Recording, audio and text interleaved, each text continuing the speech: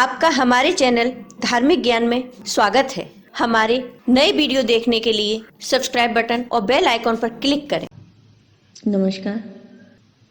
आज के मेरे वीडियो का विषय है द्वारिका कैसे, कब और क्यों डूबी। भगवान श्री कृष्ण की नगरी द्वारिका महाभारत की 36 वर्ष के पश्चात समुद्र में डूब गई। द्वारिका के समुद्र में डूबने से पूर्व भगवान श्री कृष्ण सहित सारे यदुवंशी भी मारे जाते हैं। द्वारिका के समुद्र में डूबने से पूर्व भगवान श्री कृष्ण अपने लोक चले जाते हैं और सारे यदुवंशी मारे जाते हैं। समस्त यदुवंशियों के मारे जाने और द्वारिका के समुद्र में विलीन होने के पीछे मुख्य रूप से दो घटनाएं हैं। एक माता गांधारी द्वारा भगवान श्री कृष्ण को दिया गया श्राप और दूसरा ऋषियों द्वारा भगवान श्री कृष्ण पुत्र शाम को दिया गया श्राप। महाभारत युद्ध की समाप्ति के बाद जब युधिष्ठिर का राज तिलक हो रहा था, तब कौरवों की माता गांधारी ने महाभारत युद्ध के लिए भगवान श्री कृष्ण को दोषी ठहराते हुए श्राप दिया कि जिस प्रकार कौरवों के वंश का नाश हुआ है, ठीक उसी प्रकार यदुवंश का भी नाश होगा। महाभारत युद्ध के बाद जब 36वां वर्ष आरंभ हुआ तो तरह तरह के अपशगुन होने लगे। एक दिन महर्षि विश्वामित्र, कण्व, देवऋषि नारद आदि द्वारिका गए। वहां यादव कुल के कुछ नवयुवकों ने उनके साथ परिहास करने का सोचा। वे श्री कृष्ण के पुत्र शाम को स्त्री वेश में ऋषियों के पास ले गए और कहा कि ये स्त्री गर्भवती है, इसके गर्भ से क्या उत्पन्न होगा।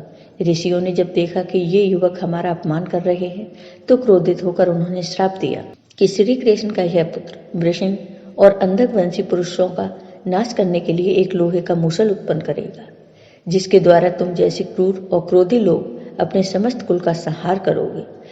उस मूसल के प्रभाव से केवल श्री कृष्ण व बलराम ही बच पाएंगे।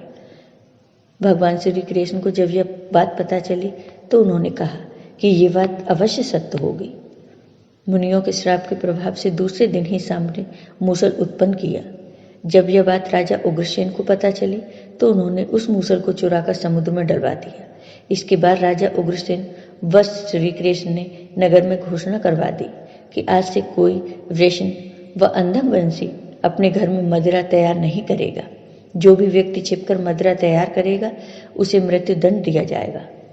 घोषणा सुनकर द्वारिका वासियों ने मदिरा नहीं बनाने का निश्चय किया।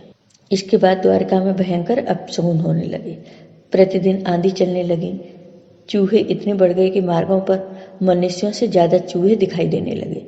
वे रात में सोए हुए मनुष्यों के बाल और नाखून कुतर कर खा जाया करते थे।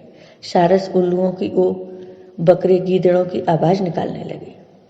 गायों के पेट से गधे, कुतियों से बिलाव और नेवलियों के घर से चूहे पैदा होने लगे।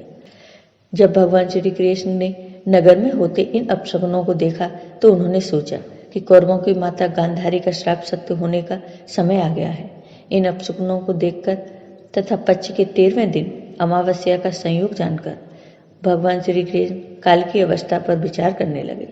उन्होंने देखा कि इस समय वैसा ही योग बन रहा है जैसा महाभारत के युद्ध के समय बना था। गांधारी के श्राप को सत्य करने के उद्देश्य से भगवान श्री कृष्ण ने यदुवंशियों को तीर्थ यात्रा करने की आज्ञा दी। भगवान श्री कृष्ण की आज्ञा से सभी राजवंशी समुद्र के तट पर प्रभास तीर्थ आकर निवास करने लगे। प्रभास तीर्थ में रहते हुए एक दिन जब अंधक व वृषणवंशी आपस में बात कर रहे थे, तभी सात्विकी ने आवेश में आकर कृतवर्मा का उपवास और अनादर कर दिया। कृतवर्मा ने भी कुछ ऐसे शब्द कहे कि सात्विकी को क्रोध आ गया और उसने कृतवर्मा का वध कर दिया। यह देख अंधक वंशियों ने सात्विकी को घेर लिया और हमला कर दिया। सात्विकी को अकेला देख श्री कृष्ण के पुत्र प्रद्युम्न उसे बचाने दौड़े। सात्विकी और प्रद्युम्न अकेले ही अंधक वंशियों से भिड़ गए, परंतु संख्या में अधिक होने के कारण वे अंधक वंशियों को पराजित नहीं कर पाए और अंत में उनके हाथों मारे गए। अपने पुत्र और सात्विकी की मृत्यु से क्रोधित होकर भगवान श्री कृष्ण ने एक मुट्ठी एर का घास उखाड़ ली।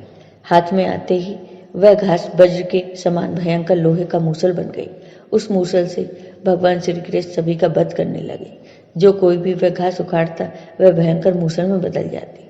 उन मूसलों के एक ही प्रहार से सबके प्राण निकल गए। उस समय काल के प्रभाव से अंधक, भोज, सिनी और वृषण वंश के वीर मूसलों से एक दूसरे का वध करने लगे। यदुवंशी भी आपस में लड़ते हुए मरने लगे। भगवान श्री कृष्ण कि देखते ही देखते साम, चरुदेश, अनिरुद्ध और गद की मृत्यु हो गई। फिर तो भगवान श्री कृष्ण और भी क्रोधित हो गए और उन्होंने शेष बचे सभी वीरों का संहार कर डाला। अंत में केवल दारुक ही शेष बचे थे। श्री कृष्ण ने दारुक से कहा कि तुम तुरंत हस्तिनापुर जाओ, अर्जुन को पूरी घटना बताकर द्वारका ले आओ। दारुक ने ऐसा ही किया। इसके बाद भगवान श्री कृष्ण बलराम को उसी स्थान पर रहने का कहकर द्वारका लौट आए। द्वारका आकर श्री कृष्ण ने पूरी घटना अपने पिता वासुदेव जी को बता दी। यदुवंशियों के संहार की बात जानकर उन्हें भी बहुत दुख हुआ। श्री कृष्ण ने वसुदेव जी से कहा कि आप अर्जुन के आने तक स्त्रियों की रक्षा करें। इस समय बलराम जी वन में मेरी प्रतीक्षा कर रहे हैं, मैं उनसे मिलने जा रहा हूँ। जब श्री कृष्ण ने नगर में स्त्रियों का विलाप सुना तो उन्हें सांत्वना देते हुए कहा, शीघ्र ही अर्जुन द्वारका आने वाले हैं, वे तुम्हारी रक्षा करेंगे। ये कहकर भगवान श्री कृष्ण बलराम से मिलने चल पड़े। वन में जाकर भगवान श्री कृष्ण ने देखा कि बलराम जी समाधि में लीन हैं। देखते ही देखते उनके मुख से सफेद रंग का बहुत बड़ा सांप निकला और समुद्र की ओर चला गया। उस सांप के हजारों मस्तक थे। समुद्र ने स्वयं प्रकट होकर भगवान शेषनाग का स्वागत किया। बलराम जी द्वारा देह त्यागने के बाद श्री कृष्ण उस सूने वन में विचार करते हुए घूमने लगे। घूमते घूमते वे एक स्थान पर बैठ गए और गांधारी द्वारा दिए गए श्राप के बारे में विचार करने लगे। देह त्यागने की इच्छा से श्री कृष्ण ने अपनी इंद्रियों का संयमित किया और समाधि की अवस्था में पृथ्वी पर लेट गए। जिस समय भगवान श्री कृष्ण समाधि में लीन थे, उसी समय जरा नाम के एक शिकारी हिरणों का शिकार करने के उद्देश्य से वहां आ गया। उसने हिरण समझकर दूर से ही श्री कृष्ण पर बाण चला दिया। बाण चलाने के बाद जब वह अपना शिकार पकड़ने के लिए बढ़ा तो भगवान श्री कृष्ण को देखकर उससे अपनी भूल का पश्चाताप हुआ। तब श्री कृष्ण ने उसे आश्वासन दिया और अपने धाम चले गए। अंतरिक्ष में पहुंचने पर ये इंद्र, अश्विनी कुमार, रुद्र, आदित्य, वसु, मुनि आदि सभी ने भगवान का स्वागत किया। इधर दारुक ने हस्तिनापुर जाकर यदुवंशियों के संहार की पूरी घटना पांडवों को बता दी। यह सुनकर पांडवों को बहुत शोक हुआ। अर्जुन तुरंत ही अपने मामा वासुदेव से मिलने के लिए द्वारका चल दिए। अर्जुन जब द्वारका पहुंचे तो वहां का दृश्य देखकर उन्हें बहुत शोक हुआ। श्री कृष्ण की रानियां उन्हें देखकर रोने लगी।